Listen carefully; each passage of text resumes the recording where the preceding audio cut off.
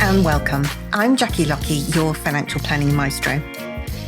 This series of podcasts is aimed at existing financial planning professionals, as well as those looking to enter the financial planning profession.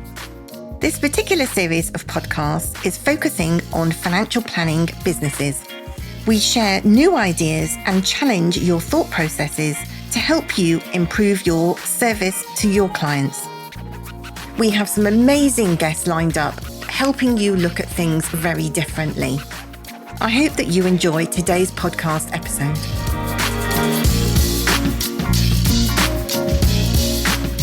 Hello and welcome. I'm Lockie, your financial planning maestro. And on today's podcast, I have a super special guest, and that is Jonathan Gibson from Wells Gibson up in Dundee. Welcome, Jonathan. Hello, Jackie. Lovely to be invited onto your podcast. Great to have you here. Now, we are going to talk all things kind of certified financial planner related and also accredited financial planning firm related, as Wells Gibson are the 2021 winners of the CISI Accredited Financial Planner of the Year Award, aren't you? That's right, yes. It was a big surprise for us, but delighted nonetheless. Yes. So we're going to get into all of that in a minute, but I'm going to start at the very beginning and we're going to find out a little bit about you and how you got to where you are today. So let's kick off by finding out a little bit about why you decided to join the financial planning profession, how you got involved and how you fell in love with it. So my background was I had obviously been introduced to the world of financial services through the banking sector by my late grandfather. And a few years later, my late father introduced me to the world of, I suppose, there was an insurance company where I was essentially a salesman, I guess, selling everything from horrible endowment policies to with profits bonds and personal pensions and so forth, as well as life assurance policies. And in 2001, I was made redundant from that company, and I found myself working as a training development manager with one of the IFA networks. And I, at the same time, was starting to do further exams. I think at that time it was the Advanced Financial Planning Certificate. Yes. And something I just couldn't understand why I was doing these qualifications or these exams and encouraging the IFAs whom I was looking after in this network to do further exams. And I could never really get my head around how we do all these professional exams, but actually people only pay you if they buy a product or a financial product.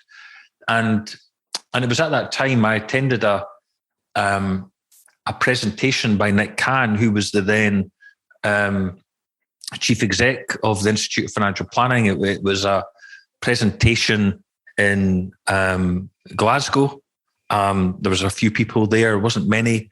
It was a very intimate presentation, and Nick really just explained what financial planning is and highlighted the whole 6-stage process. And part of that was introducing us to financial forecasting or cash flow modeling planning. And he was accompanied by a woman, Diane, somebody or another from, I think she worked for Presswood at the time.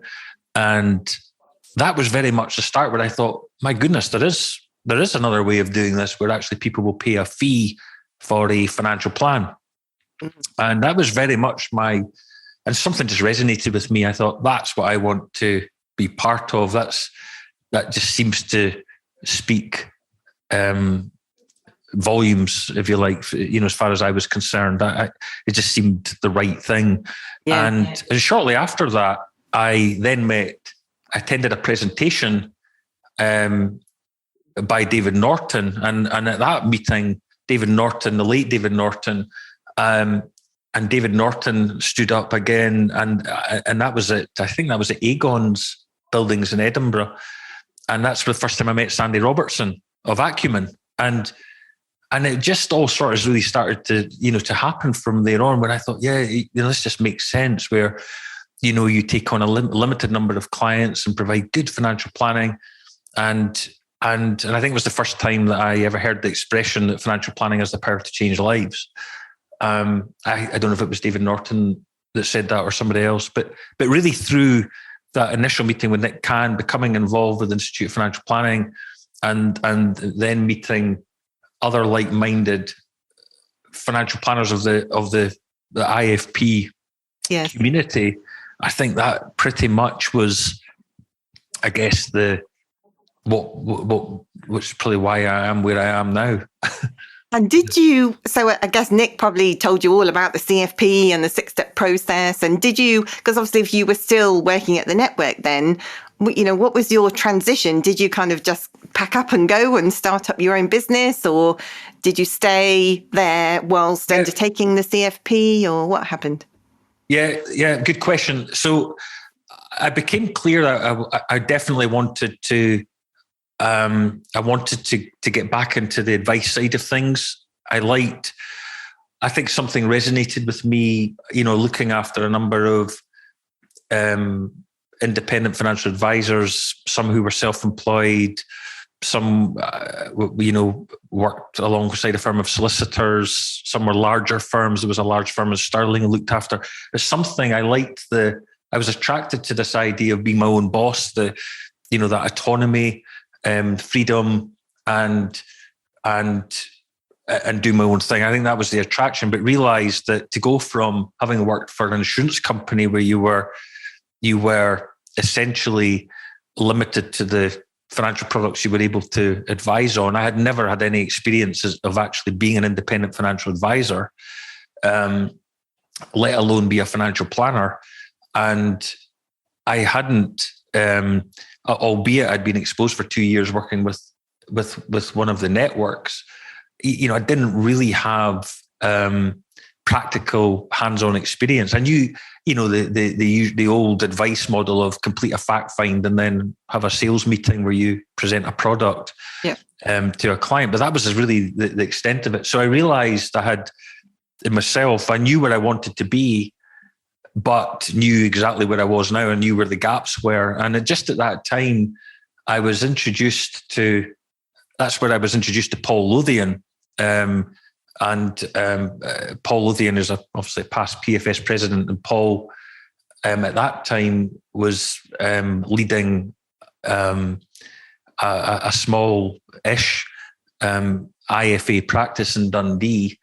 And Paul and I started chatting, and Paul said, look, if you want, why don't you come and join me in this business? And I like this idea, this move towards fee-based financial planning and all the rest of it. And Paul actually, it was actually him who said, why don't you trade as Verus?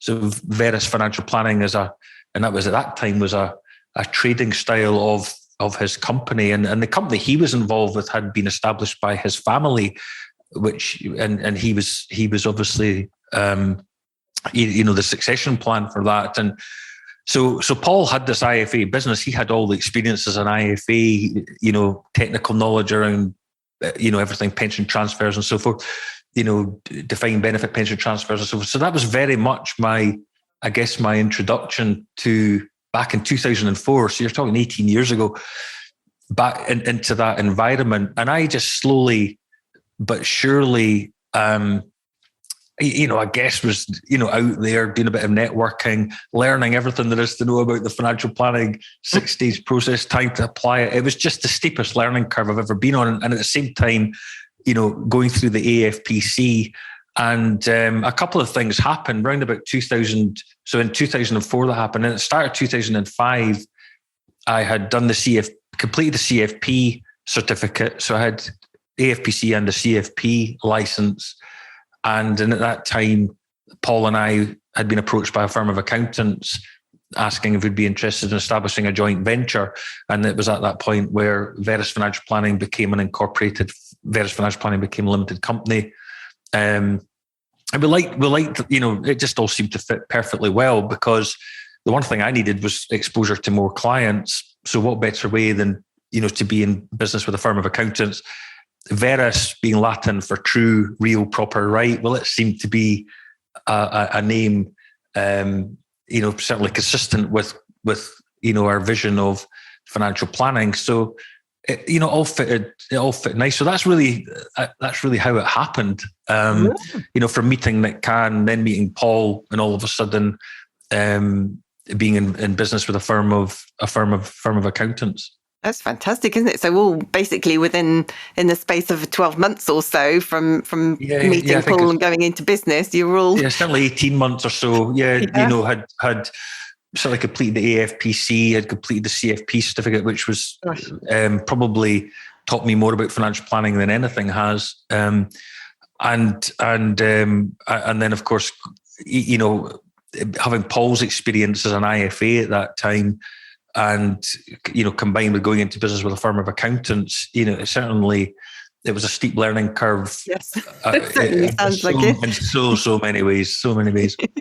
And so, because obviously at that point you still weren't running your own business, you were in partnership with Paul and then, with the accountant. So at what point, you must have been learning all, in the background all about how to start your own business as well. Talk about learning, steep learning curve. So many major strands of information to take in and assimilate, isn't there, before you actually started Wells Gibson? Yes, and I think that what we launched, so that business was established in 2005, if I remember rightly, and then in 2010 we were introduced to another large accountancy firm, or a larger accountancy firm in Aberdeen. Virtue of our first joint venture, if you like, the partners introduced us to the partners of this other accountancy firm, and then in January 2011, Paul and I found ourselves involved with a second joint venture with a larger firm of accountants. So between 2005 and 2015, when I eventually decided to leave, the JV or the joint venture setup, 10 years working with accountants where you've been in a really professional environment, and you've learned the importance of growing your business through people, the importance of the financials, marketing, all of that, all these business skills, I guess, combined with having exposure to higher net worth clients than I might have otherwise been introduced to or exposed to had we not had these joint ventures. I think, and exposure to lots of different aspects of financial planning, whether it be investing a windfall from sale of a business or inheritance, or right down to planning for company directors. There's a perfect environment, I think, to the perfect segue to what Wells Gibson is about. Yes. It was 10 years that where it was just constant learning, as you can imagine, and constant exposure to different circumstances and having to learn fast, being thrown in the deep end in a lot of ways. But and what happened was that the second joint venture around about the 2014 mark or 2013 mark, it became very clear that the venture in Aberdeen was such that it was moving at such a rate that it really needed either myself or Paul or somebody to lead that business in a fuller capacity. And I made the decision to leave the first joint venture and go full into the second venture. And at that point, that's where Paul obviously and still to this day runs a very successful. Verus is still a very successful business and continues to thrive. And I went into the second joint venture in Aberdeen. So, but the 10 years between 2005 and 2015 were 10 years whereby, the learning was quite incredible. I can imagine. Yes. But even just the establishing of joint ventures and it was all completely new territory to me, and And then, of course, it's a completely different environment when you're introduced to clients by a partner of an accountancy firm, because you realize that the client has that relationship with the partner, and then you're being introduced to those clients as the financial planner. So very different environment to perhaps the environment I operate in now, but it certainly served as 10 really important years, Jackie, to, probably made me a lot more business wise than I would have otherwise been. I can remember in my younger days, I worked with a firm of accountants in Bristol, actually, and there were 40 accountants, and there were 3 of us working in the financial planning department of the arm of it. And we didn't get much business from most of the accountants, probably for about 2 years, while they were kicking our tires to see what kind of people we were and if we really knew anything and things like that. And then they would kind of pop their nose around the door and say, oh, well, hypothetically, if you had a client like this, what would you do? And so it was quite a learning curve from my point of view as well. I was only very young then, but I guess because you were going into a joint venture, you probably had a different structure. Did you find anything like that in the accountancy firm? Were people, did they treat you as a partner, or were they, was it slightly different, as you say, because you're kind of the follow-on guy, aren't you, with the financial planning? Well, I think because both the joint ventures were established as limited companies, and you were director, shareholder, then we're all the same. We're responsible for the running of a company. I guess because both Paul and myself were founding directors, shareholders of those companies, and our business and knowledge is the financial planning sector, that that the accountants were very much left us to that, because it's an area we obviously are clearly closer to and have greater knowledge of. But there's no question about it, when you're dealing with the clients of an accountancy firm, that there's going to be a lot of collaboration on when it comes to the financial planning, particularly around tax and calculating things like unused pension allowances or whatever. You certainly, there was a lot of collaboration with the accountants when preparing or going through the financial planning process with the clients. But it certainly my technical knowledge wouldn't be what it is had I not been in those environments, and then just knowledge of company structures, holding companies, all that type of thing, I guess. And how to read accounts and all that kind of stuff. It's just so much, exposed to, and not least that, the professional environment that you tend to find, because as a profession, accountants, obviously working on a fee basis for years compared to our sector. So, you're in an environment where it was, the transition to fees was so much easier for us because clients were used to that virtue of dealing with accountants for so long. So yes, you're already pushing on an open door, weren't you? Yeah, absolutely. And accountants still clearly, the nature of their business, they're dealing with company directors and companies and having to submit accounts, company accounts, and then you've got auditing and all these other sectors that accountants offer. That it follows that they're clearly, if they have a strong relationship with their clients, it follows that we shouldn't be surprised that they are in front of higher net worth clients. Yeah. And so 2015, then you stepped away and started Wells Gibson. And I know from our work together, actually, that you have a really strong vision of the future, both of Wells Gibson and training, the financial planners of the future, don't you? Yeah, I certainly, and I guess maybe this is something I picked up from, having been in business with the accountants, and particularly the second joint venture with AEB, that the accountants bring in so many graduates every year, and these graduates grow with the business. And I think that, I think certainly when I set up Wells Gibson, I was a lot clearer about why I want to do this. And I was very clear about what I want to do and how I'm going to do it and who I want to serve. And I think these things were very, very important. Being clear about these things. And I think when you're clearer about that, the sort of why, how, and what, and who you want to serve, that feeds in clearly to your, the vision that you have for the business and your mission statement.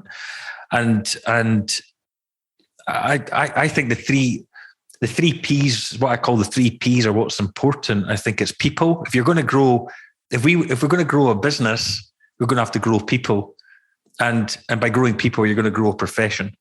Yep. That's the reality. There's no way this profession is going to.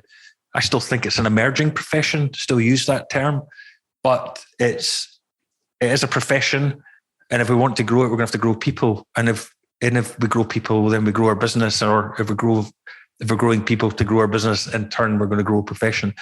And I see that as key. So the three P's, people, process, and profile, are the three things I think are hugely important for the growth of Wells Gibson and perhaps any financial planning business. Yes. So and you have quite a niche, don't you? That started a way back. That was very much my late father. When we were involved in the joint venture, when Verus was the first joint venture, and sadly we'd only established that in August 2005, and in December 2005, my dad discovered he had cancer of the esophagus, and was told he wasn't probably going to live much more than 9 months. And Dad was delighted to see that. We'd established this joint venture and thought it was wonderful. He'd obviously been in financial services and thought it was a great place to be. But I always remember my dad saying to me, he said, "Look, this is great. This is the right environment to be introduced to clients and so forth." And Dad said, "One thing you should try and do though is don't become dependent on the accountants. If you like, that's wonderful. But you want to get to a stage where what comes from the accountants is icing on the cake." So in other words, make sure you're still looking for your own clients, if you like, and you're out there. And at that time, I happened to be introduced to the dental sector by a very good friend of mine who had experience of the 6-stage process, I suppose. And that in turn then led to being introduced to NHS Education for Scotland, and I started running short courses for dentists in conjunction with the NHS Education for Scotland, and in turn was introduced to a number of dentists who are still clients to this day. So, but I don't deal exclusively with dentists, because actually you find dentists know other people. It's that thing where they can introduce you to other dentists, but you tend to find that they introduce you to other people. So, but we certainly deal with a lot of owners of dental practices, predominantly private practice dentists, I suspect, who maybe do some NHS work, but that tends to be, so that really I suppose that's how that came about, Jackie. Yeah, that's really interesting. And it's funny how you developing your business and actually, the advice from your dad, I mean, that's absolutely gold dust, isn't it? Giving you, we can become complacent quite easily and kind of fall into a rut and be reliant on the situation around us. But actually, being able to build a business yourself and actually drive it the way that you want to, sharing your own vision and helping, build, a bigger and better profession of the future is a really important part. I know, important part of, the makeup of you personally, as well as Wells Gibson in its entirety. So tell us about the sorts of things, how you've developed your staff over, the last, 7 years now? I think it's just past 7 years, isn't it? Wells Gibson is 7 years old. So give us a few examples of the sorts of things that you've done to help support and develop your staff along the way.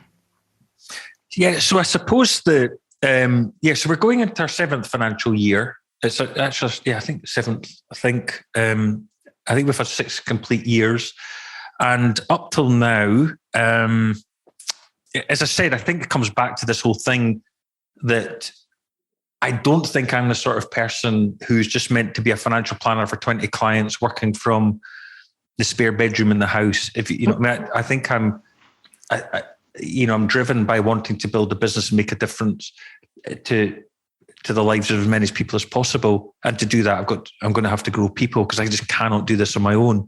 Yep. And I'm convinced that bringing in apprentice trainees and graduate trainees is the way to go around that. And up until now, I mean, albeit we're only 6-year-old, we've taken on, I suppose we've had 3 graduates and 2 apprentices, I suppose. So we're a small team, but that's what I'm committed to.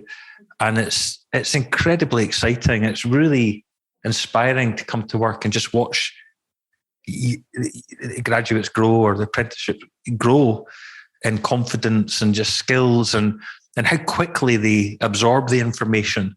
Mm-hmm. And with some of the tools and applications we're using nowadays, they just turn to this stuff so quickly compared to maybe I would, yes. Financial planning software, and the like. So it's and in exactly the same way as that my late father passed the baton to me, I feel I've got a responsibility to pass the baton to the next generation. And I think that's probably ties in with my own purpose in life.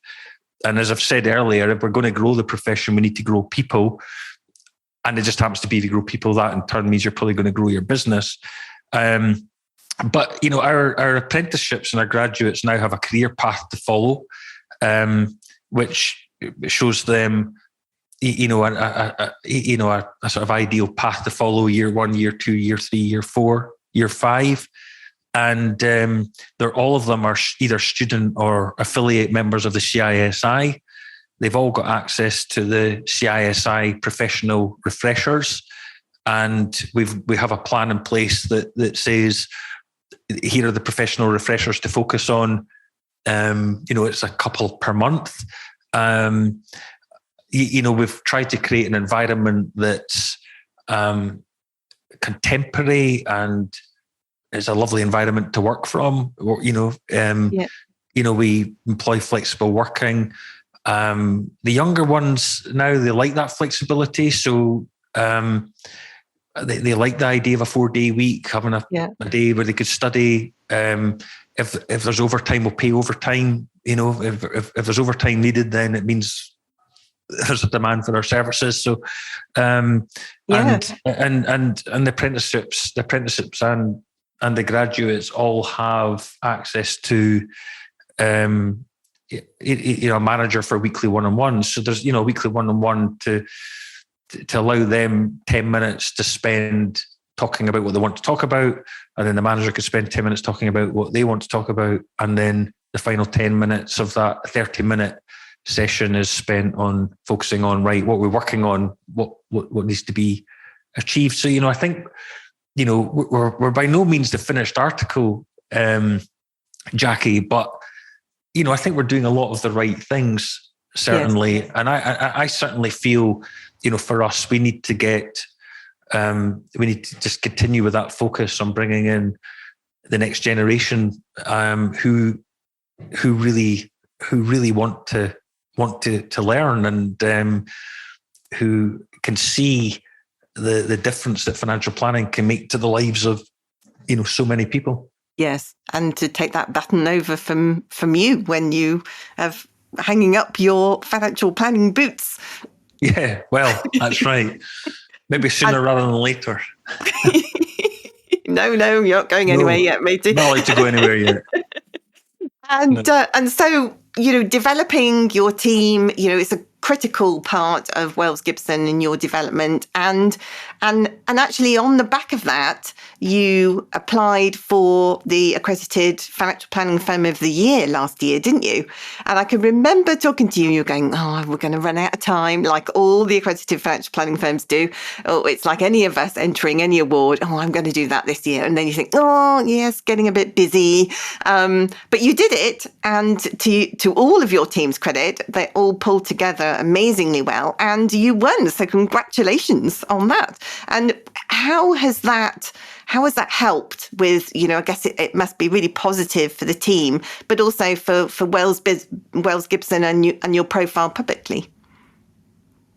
Yes, and perhaps from a marketing perspective, that there's a lot more we could have done. But I think winning that award has certainly, I think it resonates well with the staff. They feel they're part of a team that's got a bit of life about it, I suppose. We're not just plodding along, that we do want to push ourselves and be a winning financial planning firm, or a leading financial planning firm is maybe a better way of framing that. So I think it's great encouragement for the staff, for them to feel that they are part of a small business, a small but growing business that is striving to be at the vanguard of the profession. But it's also, I think, good for it's great PR, obviously, with existing clients, that the clients are are served by a firm that's been recognised, by a professional body. So it's truly wonderful, and because we're quite active when it comes to our marketing and so forth, great for the local community, great for a city like Dundee. We're not an Edinburgh business or a London business. We're a small business based in the city of discovery, is what Dundee is known as. Yes. So I think it's it's just great, and I was just absolutely delighted to have won. To win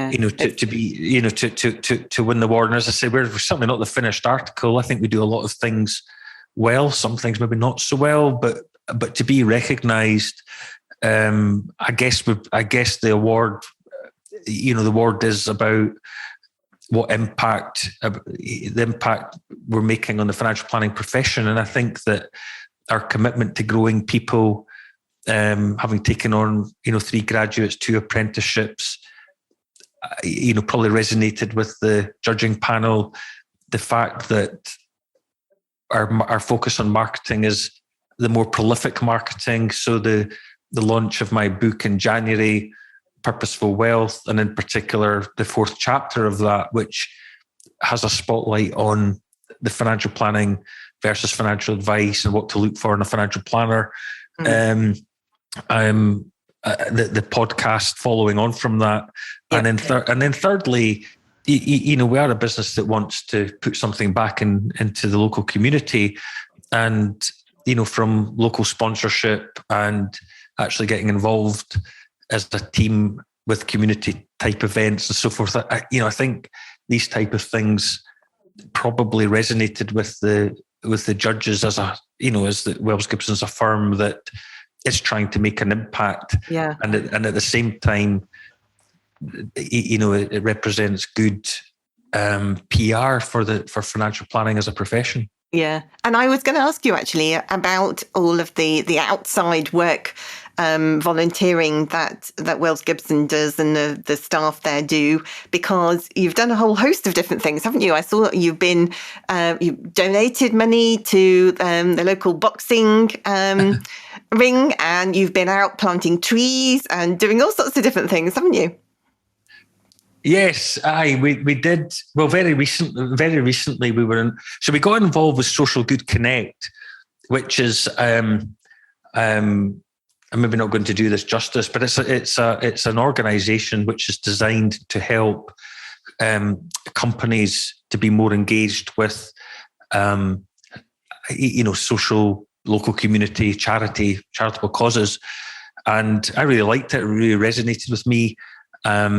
So, all the team understand that. And so there's opportunities for the team to get engaged. Any one of them could come to me and say, look, there's an opportunity for me to get involved. Is that okay? So I think that's really important, to put something back into the local community. But the event we were involved in with Social Good Connect was actually doing some gardening as such, but it was the Discovery Point, which down beside the new, where the V&A is, the V&A Museum, and the Discovery ship, and down at Discovery Point at the waterfront in Dundee. And it was really just a whole day of good team bonding, some laughter, good camaraderie. And it was great to do something. And I think there's certainly plans to do something similar again.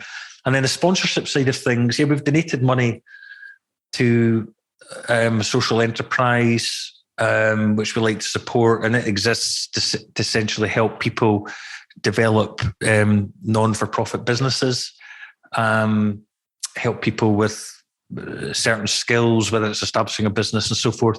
And the other sponsorship has been universities, about the Dundee Boxing Club and so forth. So just try to do stuff that we think is important in the community, and but at the same time, it's stuff we want to do. We're not just doing these things because our name's in gold letters. Yes. We're doing. Often think, actually, although these things are profiled in social media, if anything, I think it's, what are we doing when no one's looking? If you like, yes, integrity and so forth. Yeah. Absolutely. But we have been, so, community, doing what we can in the community is important. But we recognise, Jackie, we are a little business. So, what we're able to do is perhaps not at the same scale as other businesses, but, we're certainly committed to it, and the staff are committed to that. And I actually think these things are really important if you're wanting to attract graduates and apprenticeships, because these things are becoming more and more important to the younger generation. Yes. It's about their values, and they want to be working for an employer that has values aligned with their values. So, I think all of these things are important if we want to make a bigger impact on the financial planning profession. Yeah. And going back to, you mentioned, the launch of your podcast and the launch of your book. Podcast, great listen, as well as a book is a fantastic read. And you spend quite a bit of time doing the podcast and on social media, promoting messages and helping the public understand a bit more, as you said, your chapter 4, the difference between financial advice and financial planning and the sorts of things they're aimed at. Did you start off, I'm sure you probably didn't start off thinking, I know, I'm going to do a podcast, but, did you start off in mind when you sat down to write the book, was there a particular purpose or a particular trigger that started both of these things off? I think my dad's death had a huge impact on me. I remember with, I always remember, and I've mentioned this in the book, that I remember when my dad was dying, and of all the places we could be walking, we walked around a cemetery. And I remember my dad just saying, when you look at the inscriptions on the gravestone, we don't see, Jonathan Gibson, successful financial planner, or, it's always, well, hopefully in my case, it'd be dearly loved husband and father. Yes. It's that type of thing. And so you realise about the things that are important in life. But that had an incredible, I suppose, impact on me. And I think we've all got a story to tell. I think we've all got a book in us. Mm-hmm. And from a very early, I'm thinking it must be around about 2010, 11, I had this desire. There was something about me to say, I want to write a book. And I guess as time went by, the longer time went by, that became clearer. And 2014, 2015, even clearer. And I just I want to write a book. The reality was, before Wells Gibson was launched, I didn't know what I wanted to write. I knew there was something in me burning to get out, but I didn't know what I wanted to write. And I wasn't really clear how to go about it. And it was only at that time was when I discovered, I was introduced to Georgia Kirk of Right Business Results. And I would liken it, I honestly would compare this to exactly the same way as if you were setting up a business and you wanted to, you want a website for your business and you want to publish a website. Well, as a business owner, you know what it is you do, you know how you do it, you know who your clients are, and you could write all that stuff down, but you don't know the first thing about publishing a website or how to put it all together. And it felt the same way as a book. So with a book, Right Business Results were very helpful and were probably instrumental in helping to define what my book would be about. And it was all very much closely related to the business. So I thought, well, here's an opportunity to use a book in addition to a website. Let's use a book to explain the why, how, and what of what Wells Gibson's all about, I guess. Is Wells Gibson's approach to the world of financial planning. And that was pretty much it. But I didn't even going through that process with Georgia and her company. It took a few weeks for me to actually, when the picture got clear. It was very hazy to begin with. I still had an idea of of where we were going, but ultimately the book very much just represents the why, how, and what of our approach to financial planning, and in particular, how to bring clarity, contentment, and certainty to your financial life. And so that was really it. But you need help. I certainly needed help with the structure, the anecdotal type stuff, and as much as just how many words, how much is too much, how much is too little, and but yeah, wonderful experience. And I certainly, for anyone that's keen to write a book, I think it'd be certainly highly recommend using the services of a firm, somebody like Georgia and her company. Yeah. Certainly went a long way to helping me. And particularly, I think chapter 1 was maybe the hardest chapter. Chapters 2, 3, and 4 were the easiest, because chapter 2 is obviously just focusing on why sensible investing is important, and that chapter is authentic investing. And then chapter 3 is the 6 financial strategies around cash flow, risk management, tax, and so forth. And then chapter 4 is the importance of, for anyone, if they're serious about their financial future, to engage with a trusted financial planner.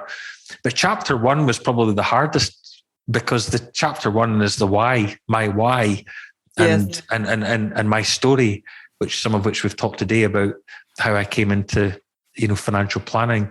But the process was a long. I think from the start to the book being published, it was probably close to 18 months, I think.